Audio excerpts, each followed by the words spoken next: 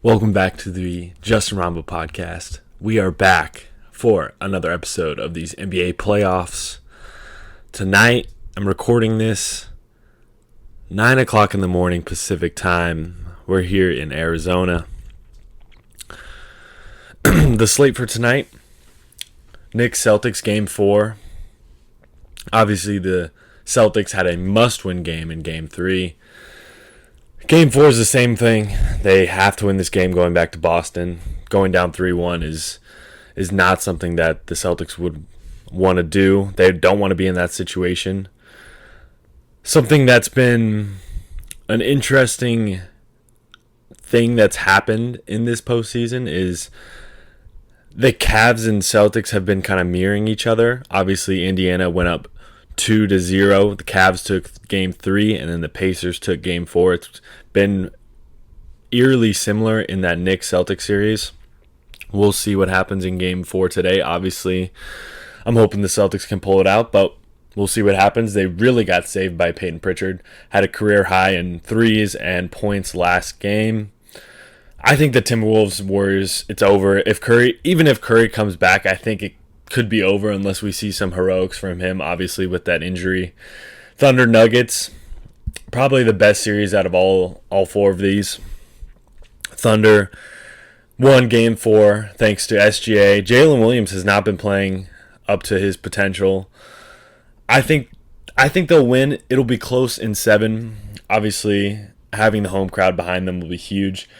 I did look up the home and away numbers, and it's a little bit more disappointing than I thought, just because a lot of those first round series were, if not sweeps, winning in 5 games.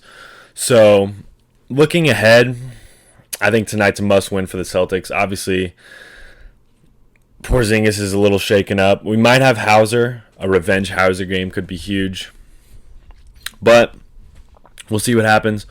Also, tonight, the NBA draft lottery, it was tank for Cooper Flag all season.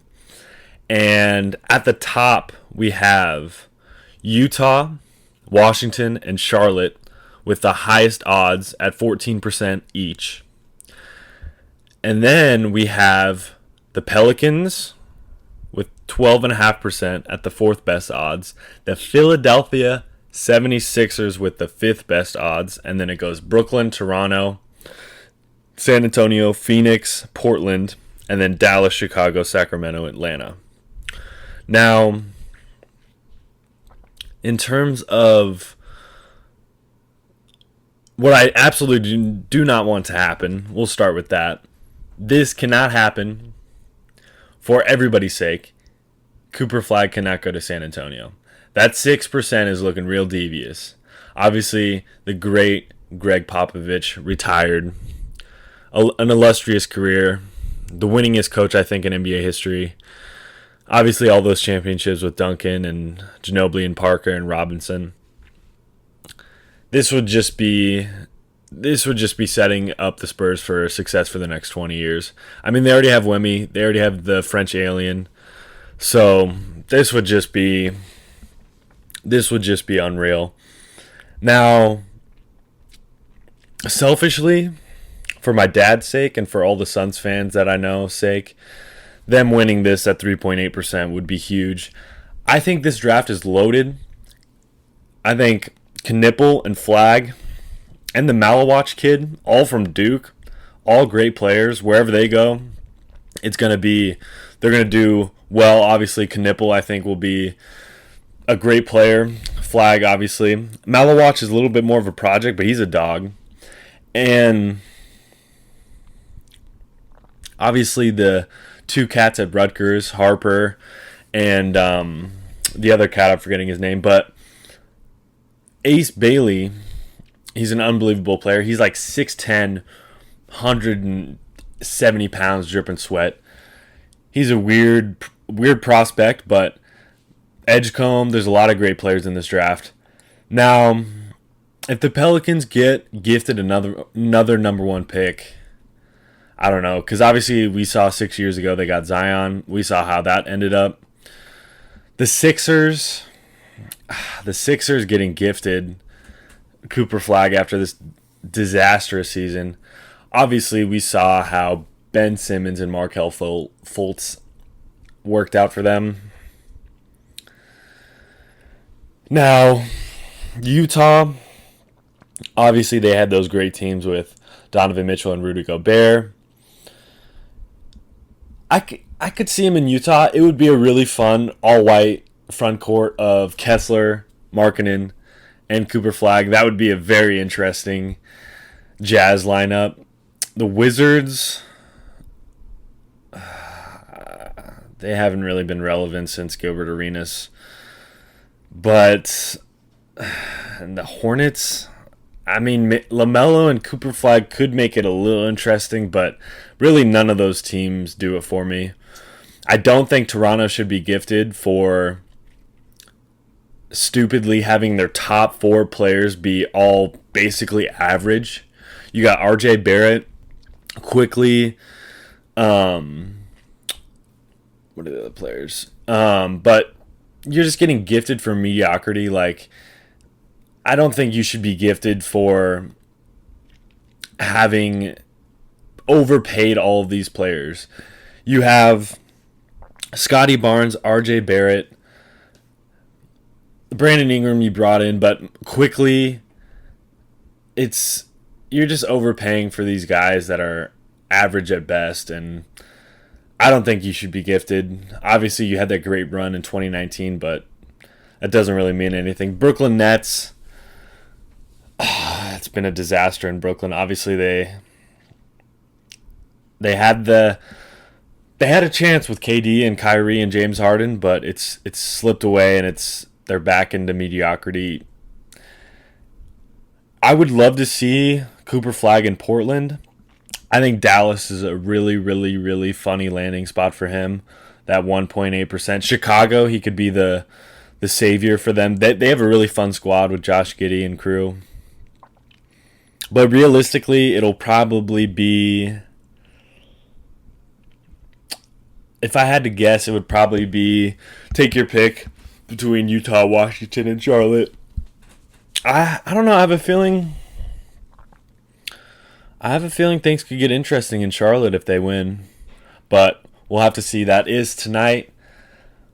My predictions really haven't changed since my last podcast. I do have the Celtics beating the Thunder in 7 games. But obviously tonight, the Celtics have to win. They have to get past these scrappy Knicks. I think the Celtics really found something with Pritchard. I think he could be the key to closing out this series. But the Knicks are not to be underestimated, Brunson and the crew. It's been a strange playoffs for sure, to say the least. It's been very, very strange. Some key takeaways. Anthony Edwards is that dude. I think the Warriors just have no chance in that. I think the Timberwolves will close it out in 5. I don't really see the Warriors competing at all. What can you do when your best player gets injured? It's a tough situation to be in. That Thunder Nuggets series is probably my favorite. We got the 2 MVP candidates going up against each other. The Pacers, man. The Pacers are unbelievable. Halliburton and his dad have been taking over. Obviously, the Pacers made the Eastern Conference Finals last year. Celtics swept them, but it was all 4 very close games. Now, obviously, if you're the Cavaliers, you can look to the injuries and have that be an excuse. I mean, it is valid, but this is the playoffs. Everybody's injured. But I really can't say enough about this Pacers squad. Obviously, Halliburton didn't have his best game in Game 4, but the game was pretty much decided by the second quarter. He only finished with 11 points, but, I mean, it's just a really balanced squad. Obviously, I'm a little biased. TJ McConnell and Ben Mathern are Arizona alumni. And Ben Mathurin got thrown out of the game. Almost had a full-on fight with Giannis last round, so I don't really know. I mean, I know Ben Mathurin, he talks his talk. I mean, he was the best player in college on his squad, and you got to have a certain amount of confidence. You're in the NBA, so I love it. I love the tenacity that he plays with. They're just a really balanced squad. They love to play a fast-paced offense. When you have Obi Toppin dropping 20 points a game, Ben Shepherd, you got Siakam dropping 20.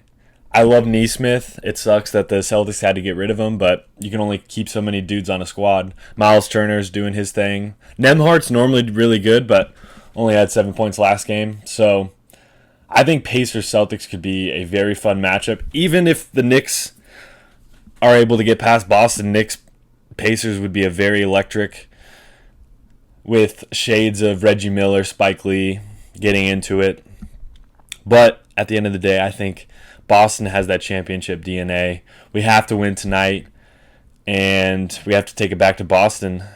I think it could go 7, unfortunately. I think the Knicks might have one more game in them. But yeah, so watch out for the draft lottery tonight. I think things could get very sticky if the number 1 pick lands in New Orleans, Philadelphia, San Antonio. That's 6%. It's looking at me. Phoenix, hopefully, for all of the Suns fan base's sake, I think him and Booker and Durant. Unfortunately, I think Durant could be out the door, but this could be their saving grace, because the Suns' future is very, very bleak. Only winning 36 games when you have Kevin Durant and Devin Booker. I think it's just new owner syndrome with Ishiba. He jumped the gun too much and he ruined a good thing. But that's what it's like being an Arizona sports fan. Just misery for years and years. One good team every 10 years, and then it's back to misery. So that's pretty much it for the NBA playoffs and the NBA draft lottery. It's a beautiful Monday morning here. Got my coffee. Shout out to Shields. I got a espresso mix. I might be weird, but I like banana in my coffee, and I like peanut butter in my coffee. Make a little smoothie out of it. You guys will have to let me know your coffee orders in the comments below. But this has been the Justin Ramba podcast. We will have more content coming for you guys in a little bit. There's so much going on this summer. So much going on in the NBA. Can't wait to see what unfolds tonight in the NBA draft lottery. This has been the Justin Ramba podcast. Thanks for watching. Thanks for listening.